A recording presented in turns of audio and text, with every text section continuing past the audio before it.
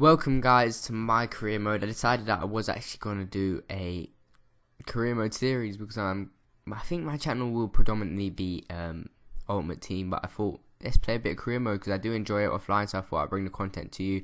And it was basically, I decided to do a Leicester one, but then when I was flicking through I was thinking about Hull with the 8.5 million transfer budget, but I thought Leicester would be the better choice because newly promoted team, 8 million, decent squad, would be good challenge to be honest. Decided to put it on legendary and 4 minutes.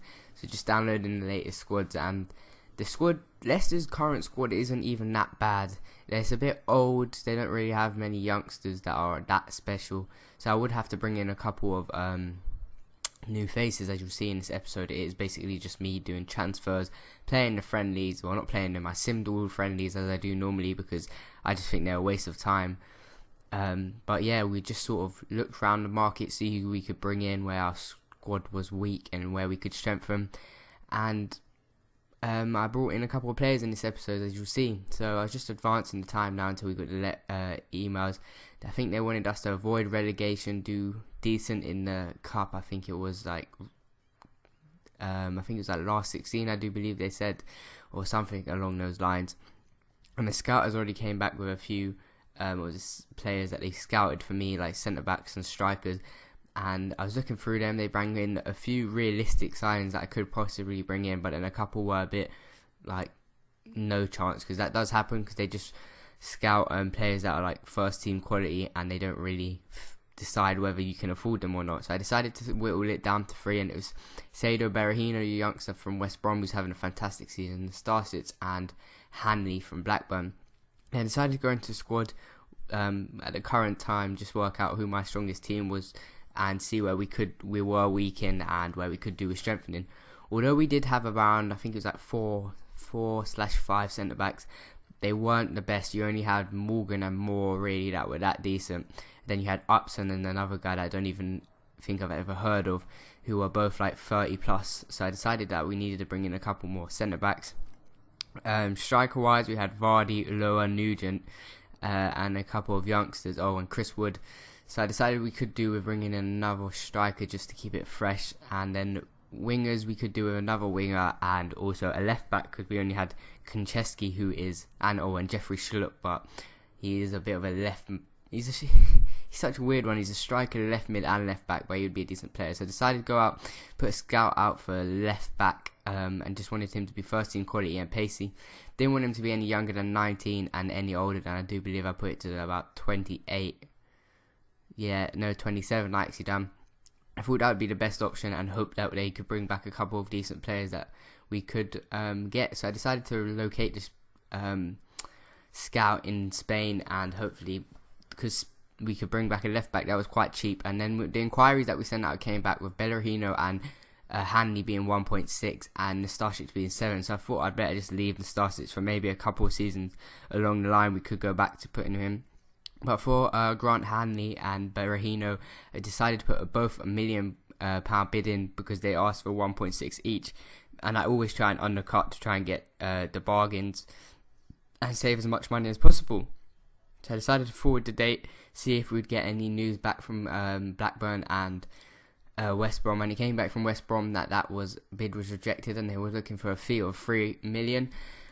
And I decided to bump my initial fee up from 1 million to 2 million and thought, yeah, Berahino would be a good player to bring in. He's decent stats for a 20-year-old, and obviously he will develop into quite a nice player. Then we had Grant Hanley coming back. We were waiting for him to come back, and it also came back there as unacceptable, and they wanted 1.2 million. So I decided to give it to them,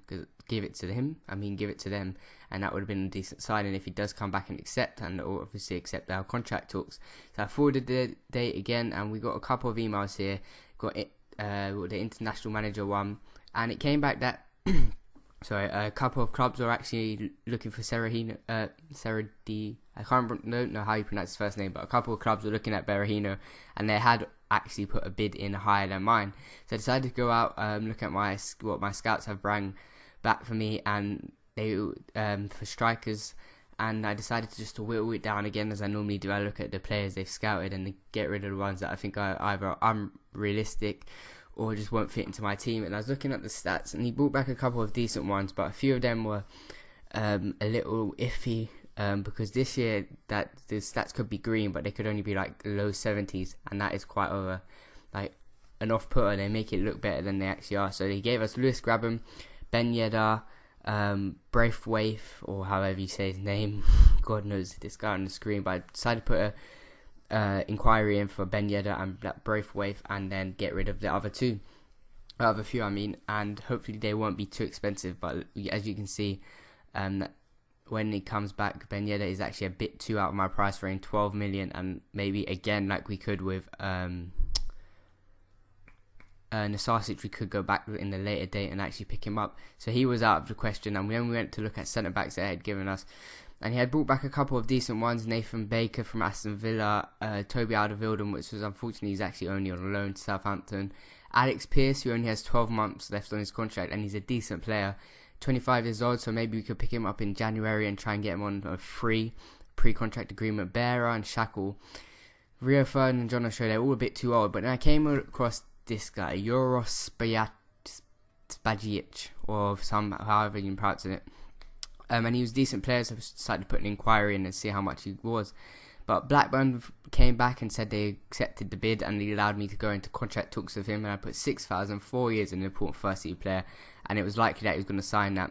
Then came back with the inquiry for Braithwaite, saying he was worth 6 million, decided to undercut that for 4.5, and hopefully we could get him on the cheap. He is a very solid player. I know this year on Ultimate Team, as I came up against him, he's a real sweaty player. And Toulouse also came back with a offer for Spajic, and I put it down to 3 million, and hopefully we can get him because he is only worth 3.9. And he would be a very solid player, would definitely be a first team starter, and would be my best centre backs. I do believe it'll play him with Morgan or more. I also actually did put a bid in for an inquiry in for Maxime, the 5-star skiller, but unfortunately he's way out of our price range. So the scouts came back with the left backs. We have Jose Gaya from Valencia, and they didn't actually allow me to inquire for him, so I decided to just put a cheeky 2 million bid in, so it would come back either being accepted, and we probably might have overpaid. There was a risk of that, or it would give us the value of the player, and as you'll see later on in the episode, that we did actually really go under the price they wanted. It also gave us Ben Davis, the Welsh Spurs left back, who they signed from Swansea this season, and I knew that he's at third choice centre back, left back Spurs. So I put a cheeky loan bid in for him. Hopefully he could come up. And now this really shocked me. This Juan de Aragoran from Ecuador plays for Barcelona B, I presume, and he's age 33, but his stats are really solid. So I thought I'd put a cheeky inquiry in for him and this Albacar from I believe Elche, 34-year-old left back, and I'm surprised that their stats are still good at their age, and I'll just see how much they're worth, because maybe even for one season, if they are cheap, it would be worth bringing them in just as utility players. Toulouse came back saying they wanted a bit more, to put it up to 4 million, and they should be accepting that. And this Edu Abakar from Elche did come back, and he was very cheap. I decided if we're getting Ben Davis on loan, which was likely to happen, that we didn't need him. So I decided to forward the date to another few emails, trying to get these done as quick as possible, and Hanley did accept. So that's our first signing episodes, guys. I don't even know what I'm saying here. Episodes, guys, and he's worth 1.2 million, and we're putting him. He will definitely be starting in the squad. Spajic came back. Braithwaite came back, and they wanted 5 million for him. I did decide to go in with it, and hopefully. He is a bit pricey with the how much his contract's worth, like wage a week, and you'll see that we actually don't go ahead and sign him. And Gaya came back with 8 million, and I thought that was a bit extortionate considering we just take Ben Davis on loan if it does actually go through. Also, Barca came back with their price range, and they wanted around 4.6 million for a 33-year-old, and I definitely wasn't going for that. Although his stats were decent, and they were saying that he could actually develop into an even better player, I thought, no, we'll just leave him and bum him off. So Jose Gale was 8 million, definitely not going for him, a bit too expensive, and he came back. Ben Davis loan was accepted, so we got him for a season, guys. 21-year-old, believe he's low 70s rated. He's either high 60s or low 70s, so that was a decent signing to take Konchesky's place, and to be honest, Konchesky isn't too bad. But I did actually go and put a 5 million bid in for Gaya because we had some spare money lying around, and he would be a good player to have on our books. But then I was thinking about the Championship. Who could we raid from the Championship? and I actually made a mistake there. I thought they were in the Premier League, forgetting that this is FIFA 15, and we actually go into Norwich to try and sign Nathan Redmond, the England under-21 international, very solid player. He's young, can develop very well, a quick, skillful, everything you need really in a winger in the Premier League. He also came back that Spahic had accepted, not accepted the contract, and we actually just had to change our transfer budget in order to actually try and offer him the wage that he wished. So we put him for 4 years, 25,000, and crucial first team player, which he definitely would be, probably starting nearly every game. The inquiry came back for Redmond saying he was worth 8 million, and I thought that was a bit too high, so I dropped it down to 5. And I was thinking that Norwich, that's a realistic offer. Norwich probably would accept that. And then it came back, Spahic had accepted, and we definitely picked him up, and he will be a solid player. So that's 2 centre-backs we picked up, and it also came back that Norwich had accepted the bid. So 20,000, 4 years, and an important first team for Nathan Redmond, and I was sure he'd sign that, and as he did, as the email came through, we accepted him.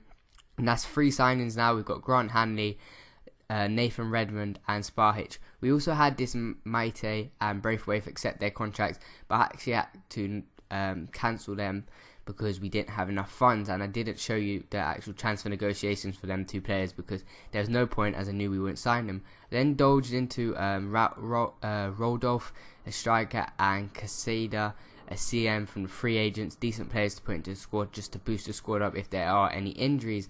We then went into a friendly against AC Milan, and I was pretty sure that we would lose this game. I put on a weak team in the preseason, as I normally do, just so we don't pick up any injuries of our main players, because that seems to happen all the time, to be honest.